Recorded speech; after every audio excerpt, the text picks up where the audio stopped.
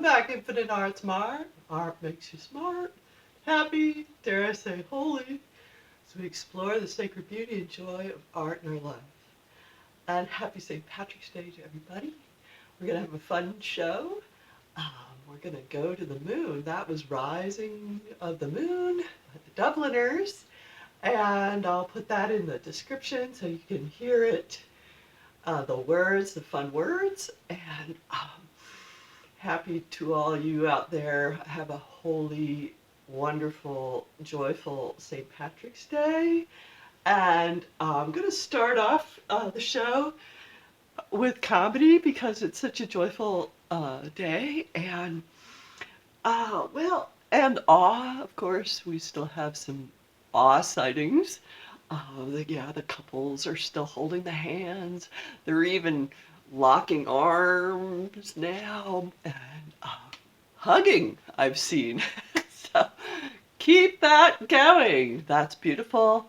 My other Christmas sighting, was this heron was on top of a boathouse out on the river, and he was just hanging out, and looking around, and I'm not sure if he knew, but down below on the dock, in poised, lunging attack position, was a retriever. Just as still and quiet and ready to catch that bird. But I don't know, there was fence on either side. He was pretty high up. And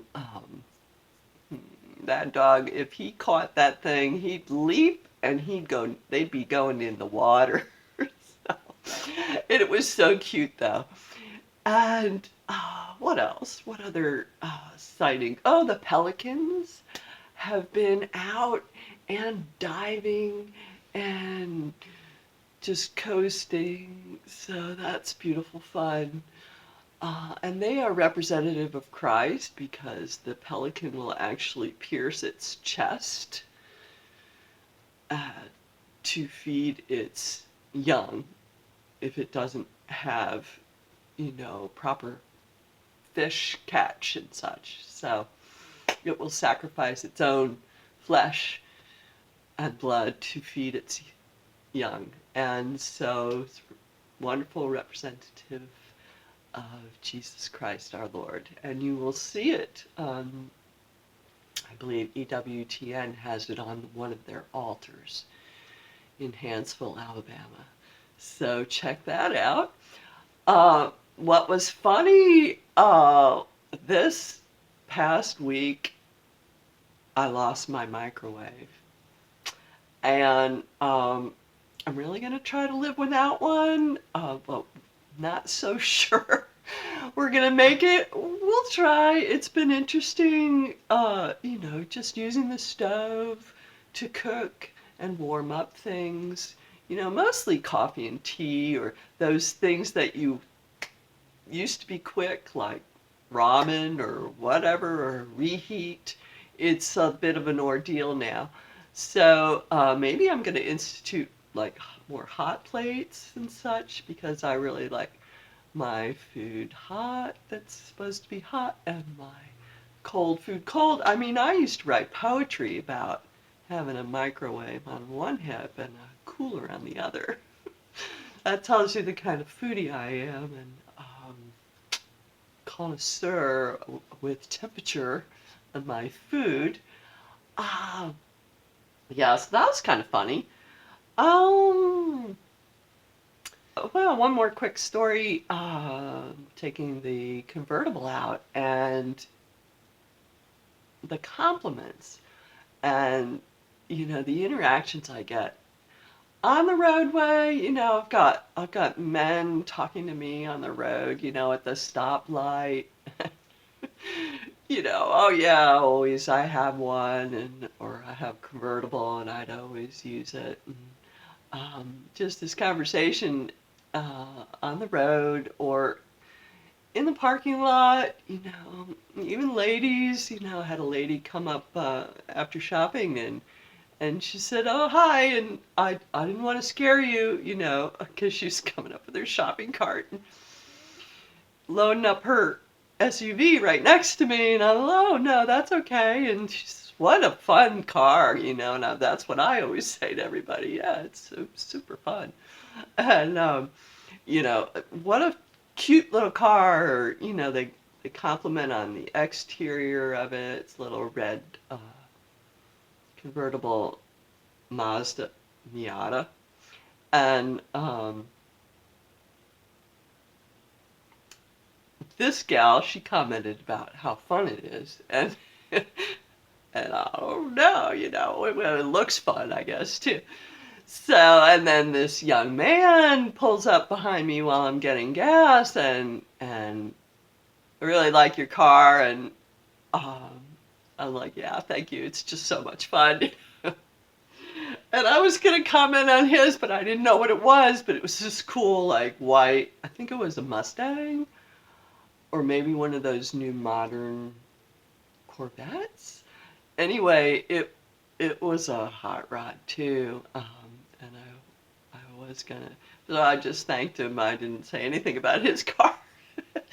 But anyway, he was practically in a convenience store by that time. So fun. So that's my comedy. We have a nice fun show. We're going, the song, We're Going to the Moon. I'm going to show you my Irish items, and we're going to go to the moon this show and maybe a little bit of next show. I want to show you my Irish, she was of Irish descent, Georgia O'Keeffe.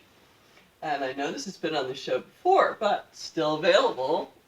And this is such a beautiful piece, isn't it? Her Light Iris of 1924, and at the Virginia Museum of Fine Art. And it's really on a solid piece of wood. It's a poster art, but you could have it framed. That would make it extra heavy.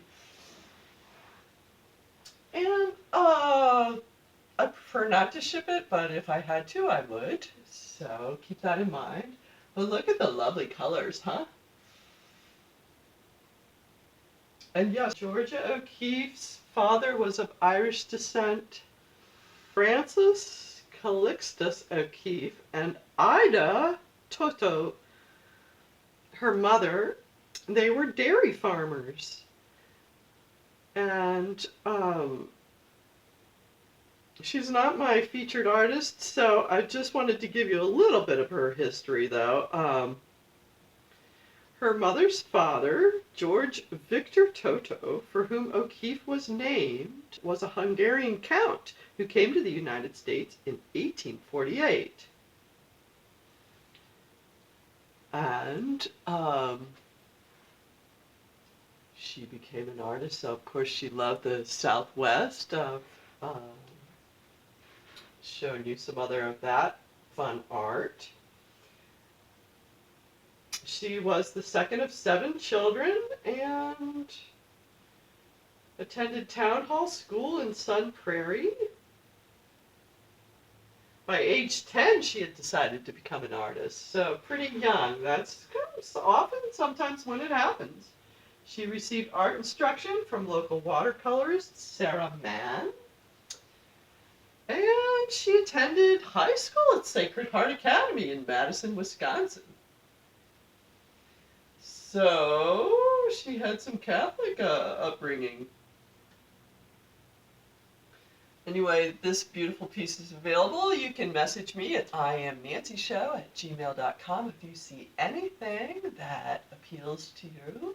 And 10% at least is going to go to the poor to help them.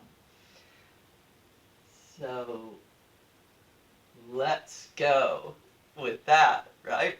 Okay, some other fun items. I have this Irish coffee, little coffee cup still. And I have an Irish bell, shamrock bell. This is made in Japan. If you get ill and you need to call for attendance, you just ring a bell and your help will come. I also have this fun, let's see, fun thistle things too.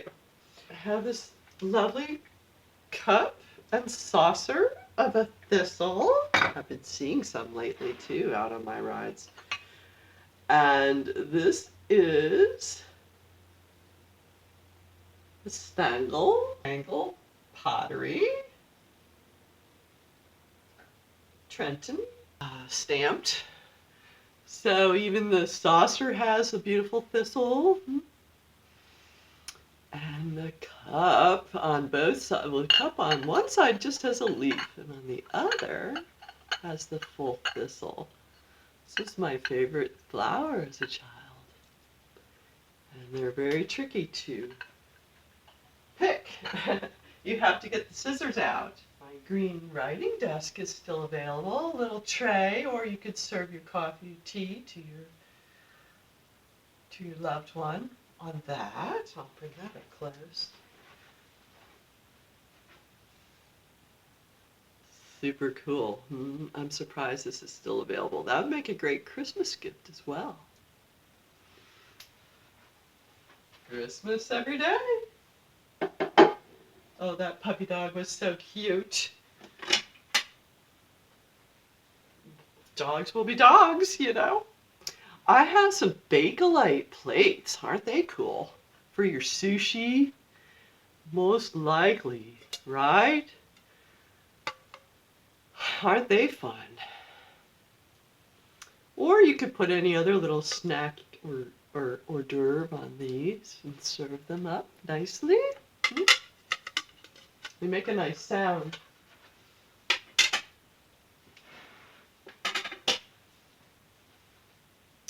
I have a shot glass from Scotland, with the thistle. That's the flower for Scotland. Isn't that fun? It's a nice, shot glasses are great measuring, you know, an ounce, 1.5 ounces. Here's a fun, beautiful, look at this green blue bowl, glass bowl, blown bowl. Isn't that fabulous? Boy, with your Georgia O'Keeffe, doesn't it just go perfect? And it's raised. It's got a nice stance. It's substantial. You're not going to drop that on your toe. No, no. I have a trivet for those hot things of a thistle. Corked on the bottom. It's second hand. It's not perfect on the bottom, but the top is pretty perfect. Isn't that pretty? Yeah. I have some fun green leaf bowls. Matching. Or your salad, or your soup, or your cereal, or anything. Your fruit. Whatever you want to put in there. Those are fun. And some more shot glasses. And toothpick holders. So pretty cool. This is Bahamas, but we have, oh, the wonderful palm tree. So beautiful down here in Florida, and that's what caught my eye. And if you've never been to the Bahamas, you must. Here's just a plain green shot glass. Isn't that nice? And I've got some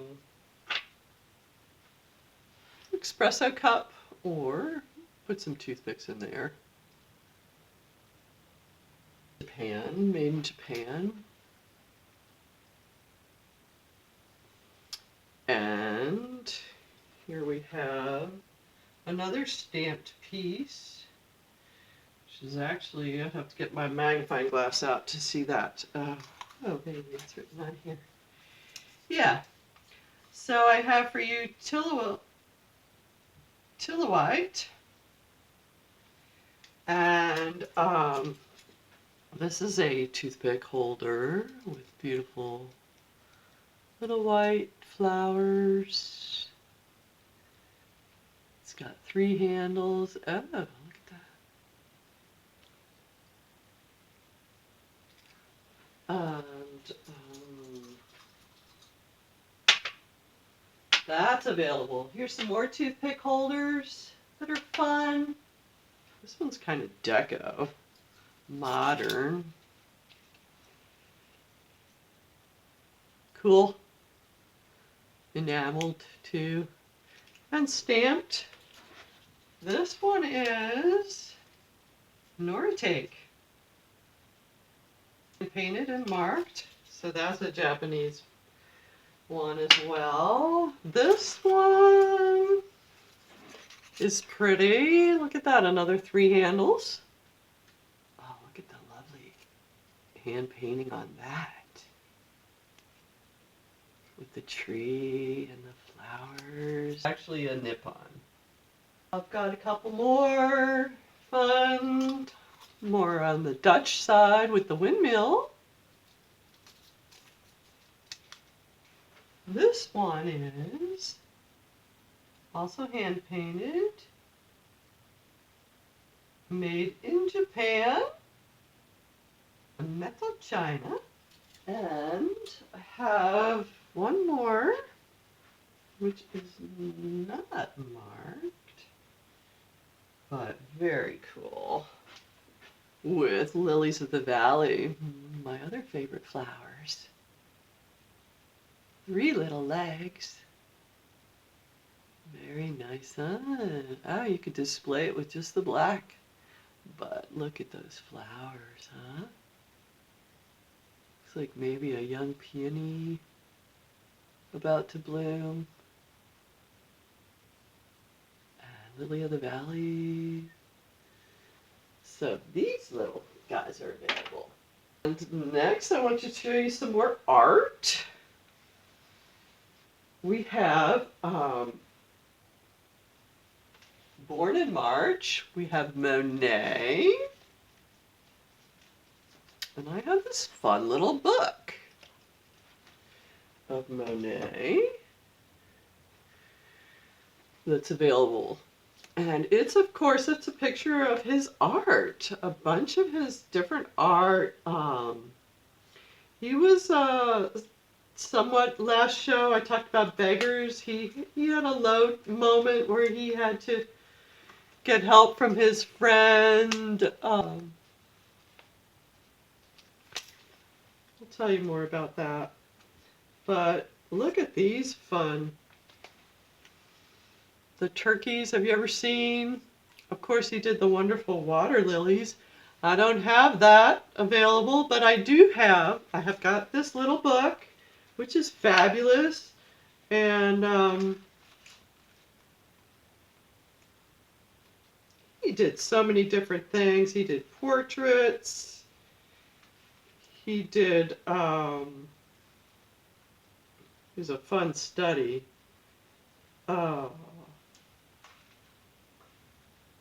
He did things down by the beach, and he used his wife and children as models for many of these.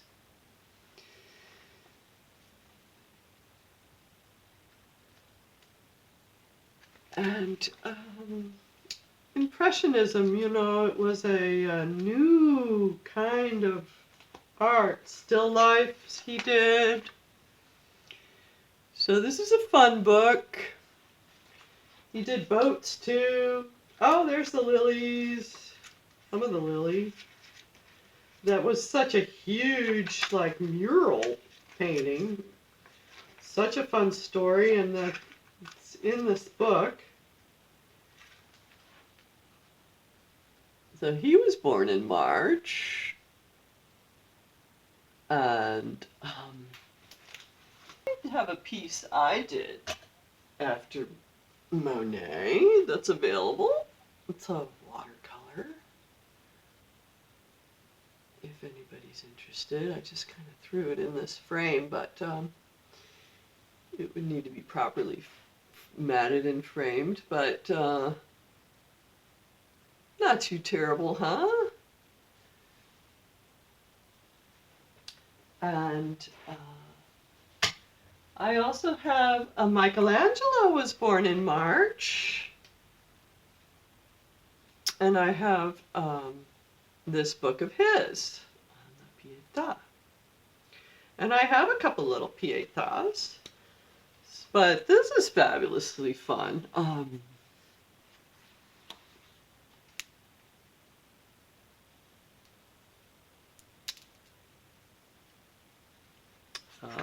Signature. And it goes through the different angles of the Pietà. I thought this would be so appropriate for Lent. Holy Good Friday, Holy Saturday, Our Lady. All these different angles that you could see the sorrow of Our Lady and her son in her arms.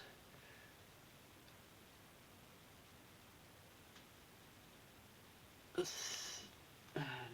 it's all pictorial, you know, it's super grouping of close-ups, and so that's available. All the different areas, and then it has a good story of it. So this little book is available. I also have two little statues that are available. Just message me at IamNancyShow@gmail.com and we will set you up. With that, I have that one, and then I have, and you could look at, you could, you know, the same thing. You could do the different angles.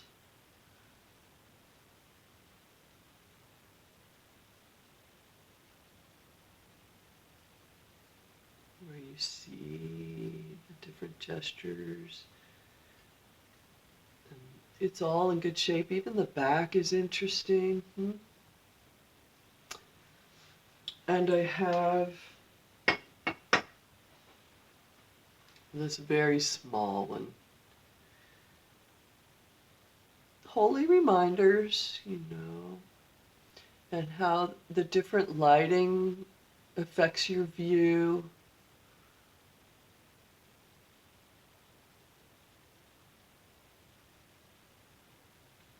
But that's available as well.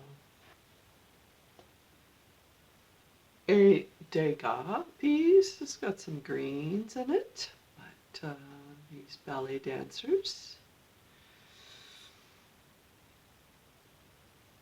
And this was from the National Gallery of Art in Washington, D.C. That's where that was acquired, probably in their gift shop. And I found it and framed it, because I'm a dancer, you know. I also have, back to me, have this whimsical piece.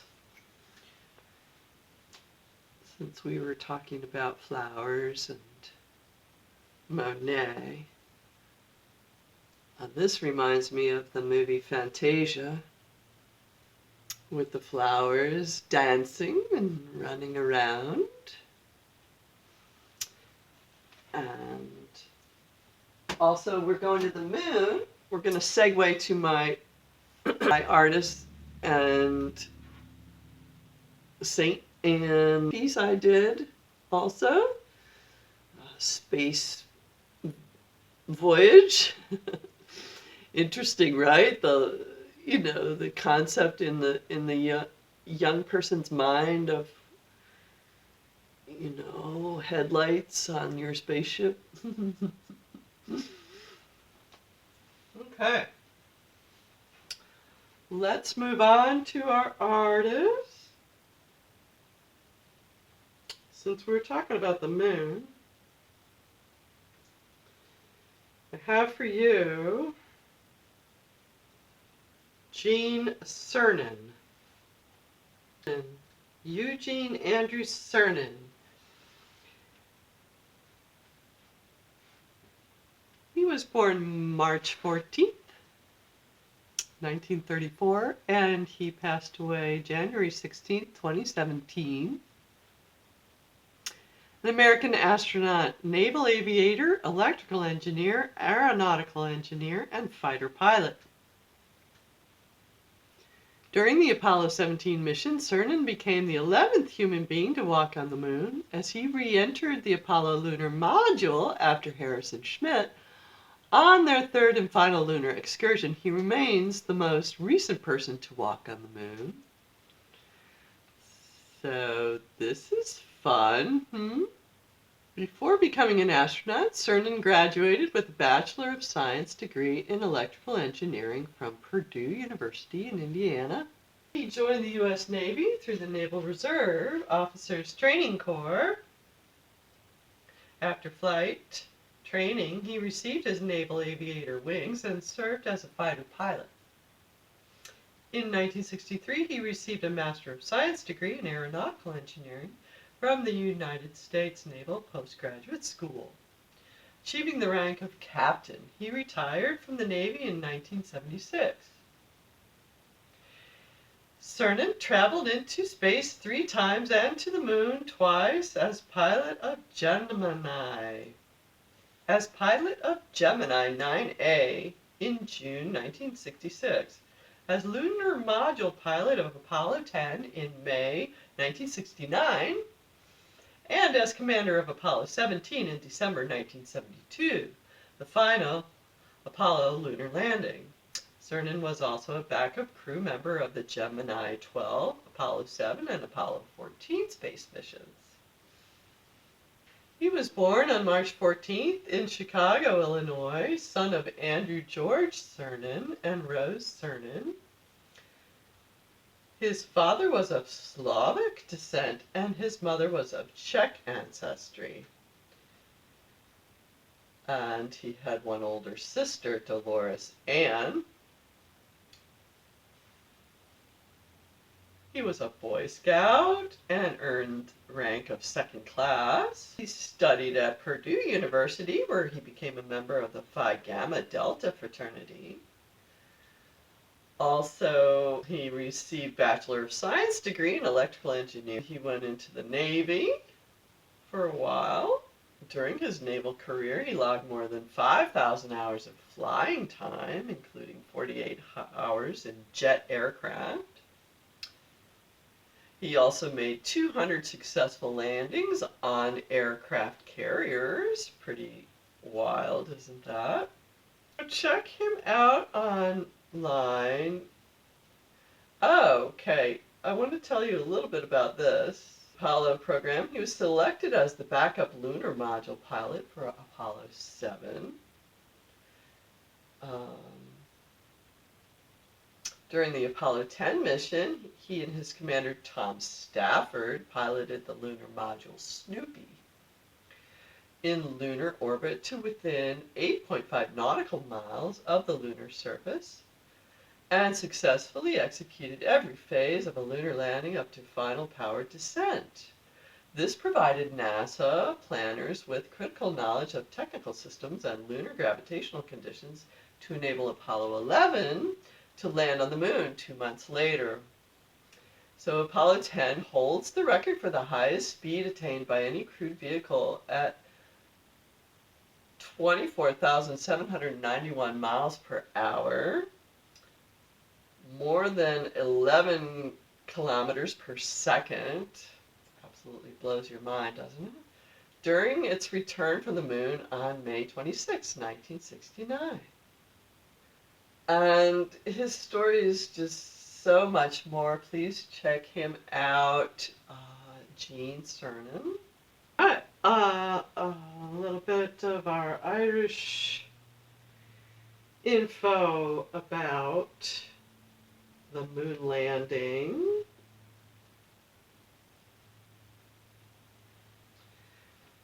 And the actual Irish played a large role in the Apollo missions, including Michael Collins, who orbited the moon during Apollo 11, and Neil Armstrong became the first person to walk on the moon. Um, Armstrong had Irish ancestry, with his family tracing back to the cattle farmers in County Fermanagh, Ireland. And an Irish message from President Eamon de Valera was etched on a silicon disc, along with messages from 72 other countries, and sent to the moon on the Apollo 11 mission. Read to you this message. The Apollo 11 mission, which achieved President John F. Kennedy's 1961 goal of a crewed lunar landing, included a historic message from Irish President Eamon de Valera. The message was etched on a silicon disc along with messages from 72 other countries. And a version of this short message from the President Eamon, contained in the letter, was taken by Apollo 11 to the moon. And I'm going to read it for you, part of this message. Men from the planet Earth have reached the first milestone in space. But as we stretch for the stars, we know that we stand also upon the shoulders of many men of many nations here on our own planet. In the deepest sense, our exploration of the moon was truly an international effort. It is for this reason that on behalf of the people of the United States, I present this flag, which was carried to the moon, to the people of Ireland. And this fragment of the moon obtained during the final lunar mission of the Apollo program. If people of many nations can act together to achieve the dream of humanity in space, then surely we can act together to accomplish humanity's dream of peace here on Earth.